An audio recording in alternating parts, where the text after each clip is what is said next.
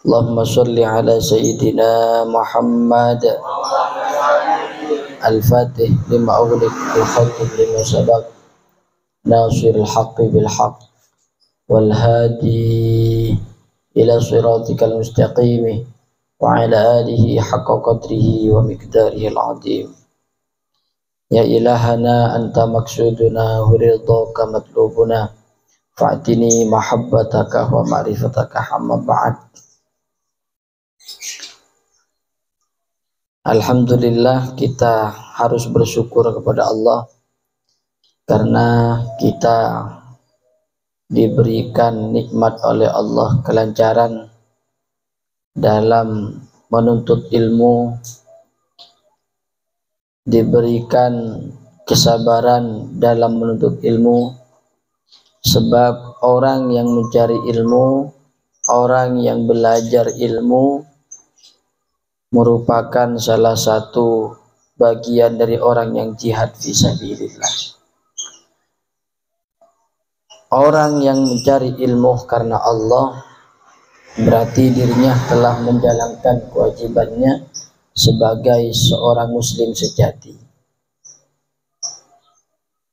Talabul ilmi faridatun ala kulli muslim wal muslimatin.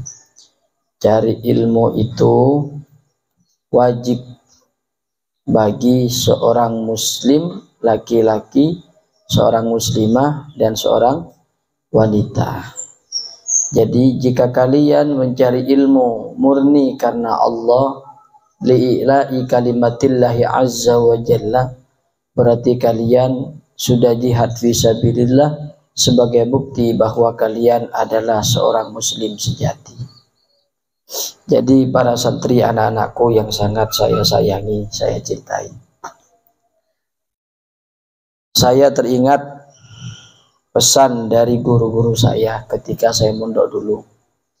Dulu saya punya guru pernah berdawuh ketika kami para santri sebelum pulang ke rumah.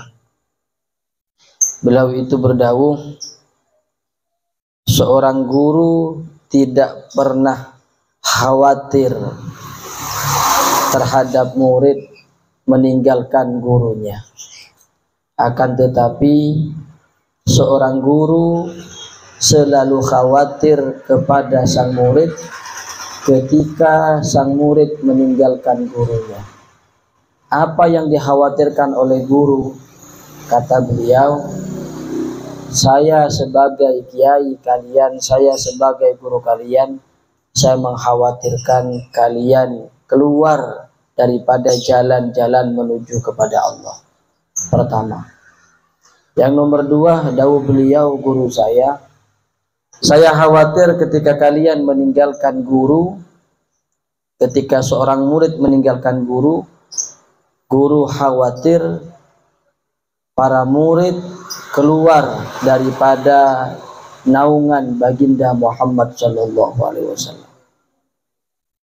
Karena santri sejati tidak akan pernah keluar dari jalan dan tidak akan pernah keluar daripada rombongan baginda Muhammad sallallahu alaihi wasallam.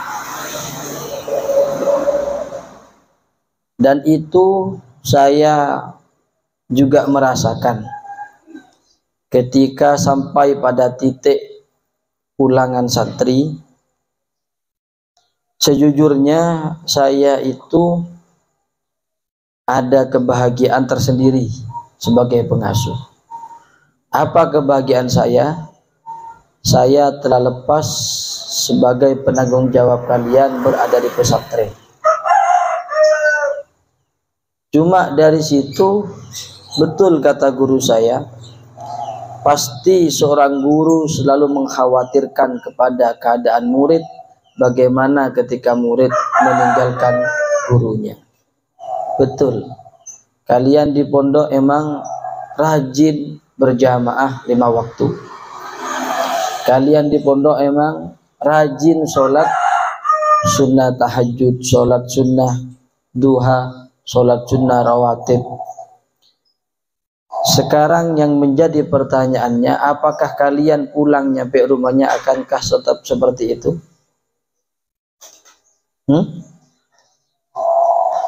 Nah, itu yang kami khawatirkan. Yang pertama. Yang nomor dua, kalian di pesantren dididik dengan akhlak yang baik, dengan tata krama sebagaimana para guru kami mengajarkan akhlak yang baik kepada kami.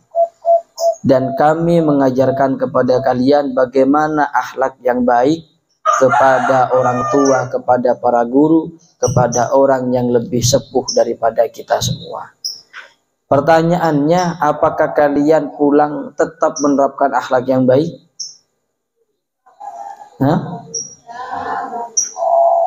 Itu yang kami khawatirkan. Boleh jadi kalian di pondok santri terbaik, santri teladan. Akankah kalian pulang tetap akan menjadi santri teladan? Karena banyak dari para santri ketika pulang ke rumahnya bukan sibuk mengaji, bukan sibuk menjaga hubungan dirinya kepada orang yang berhubungan kepada Allah, akan tetapi hanya sibuk ke barat ke timur mencari wifi yang gratis untuk main game. Betul. Itu yang sangat dikhawatirkan oleh para guru. Lalu bagaimana dengan orang yang tidak pernah nyantri? Ketika seorang santri yang sudah dididik oleh kiai di pesantren selama 6 bulan, selama 12 bulan, bahkan 2, 3, 4, 5 sampai 6 tahun. Kalau kalian pulang ke rumah hanya sibuk bermain game. Apa bedanya lalu dengan orang yang tidak pernah nyantri? Makanya saya minta tetap terapkan sebagaimana kalian mendapat penerapan di pesantren. Karena tidak ada penerapan di pesantren yang diajarkan kepada kalian kecuali hal itu adalah kebiasaan dari para ulama. Hal itu kebiasaan daripada wali min auliyaillah.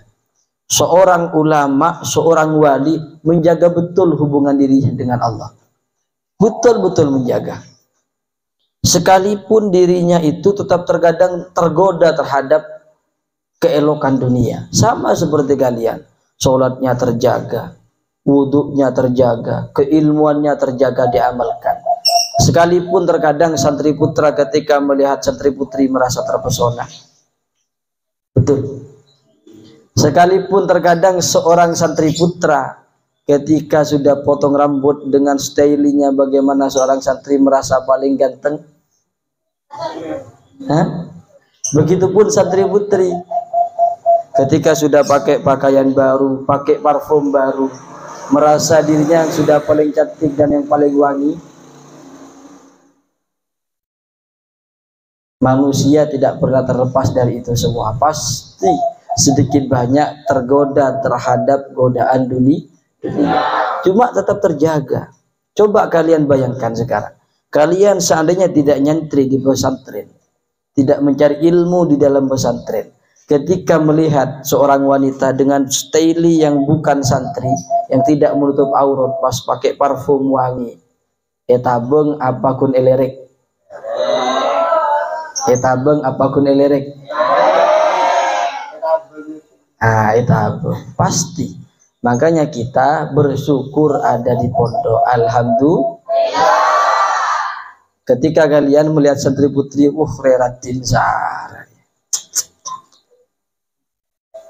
Ketika nafsu kalian naik yang seharusnya ngejar itu wanita sampai kalian dapatkan, tapi karena di pesantren takut akan peraturan.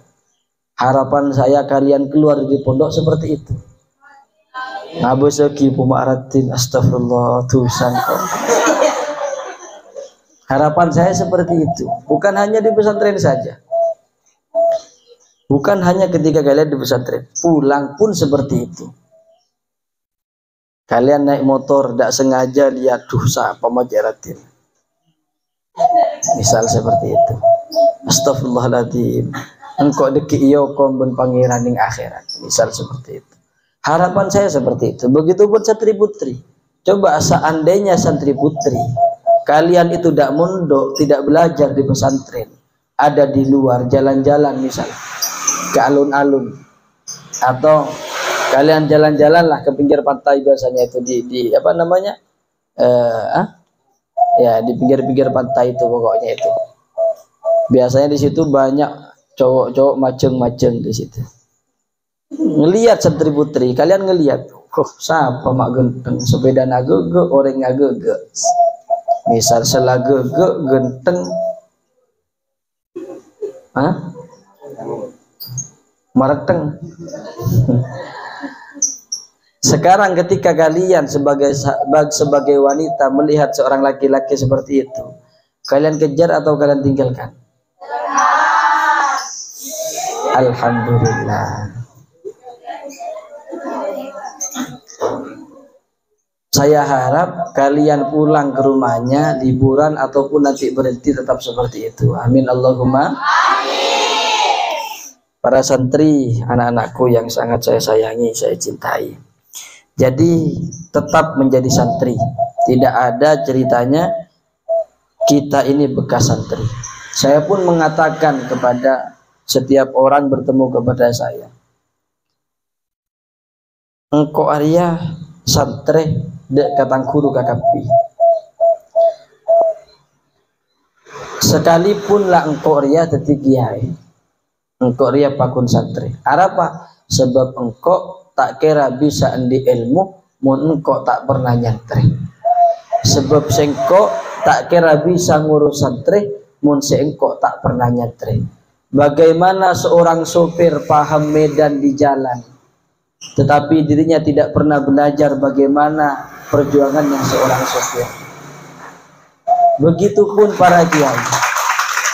Tidak mungkin seseorang bisa menjadi pemimpinnya santri jika tidak pernah nyantri. Jadi jangan berharap kalian tidak pernah nyantri akan tetapi bisa memimpin santri. Allahumma sholli ala Muhammad. Para santri, santriwan, santriwati, anak-anakku yang sangat saya sayangi, saya cintai. Jadi hidup ini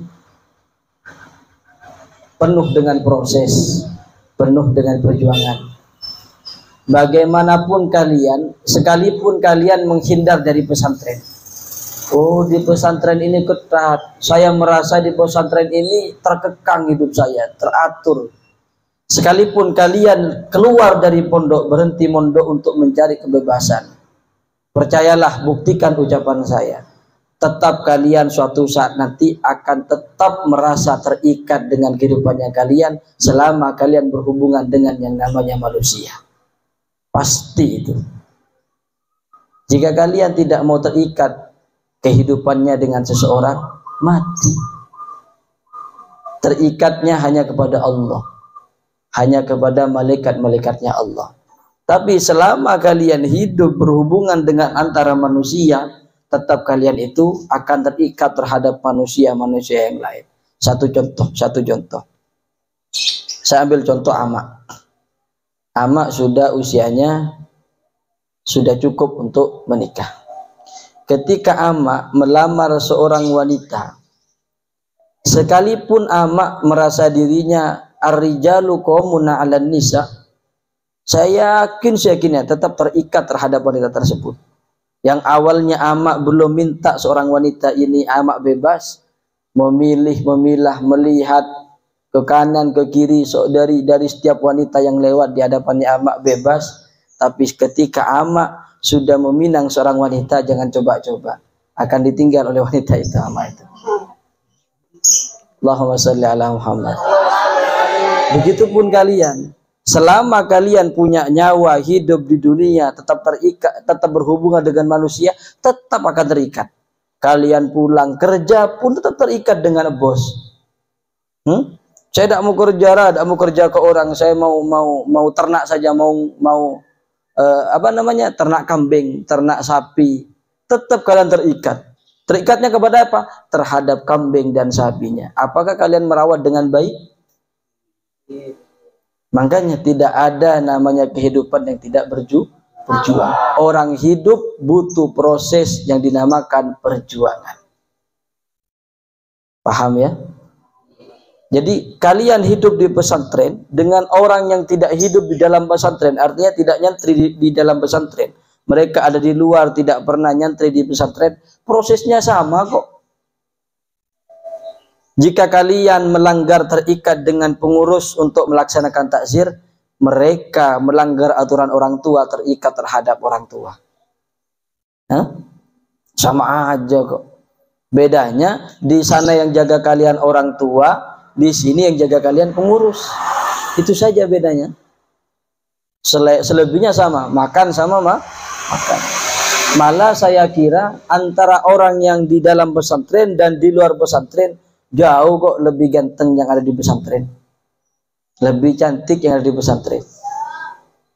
Serius. Kenapa? Karena orang yang ada di dalam pesantren rata-rata mereka terhindar dari terik matahari. Aman.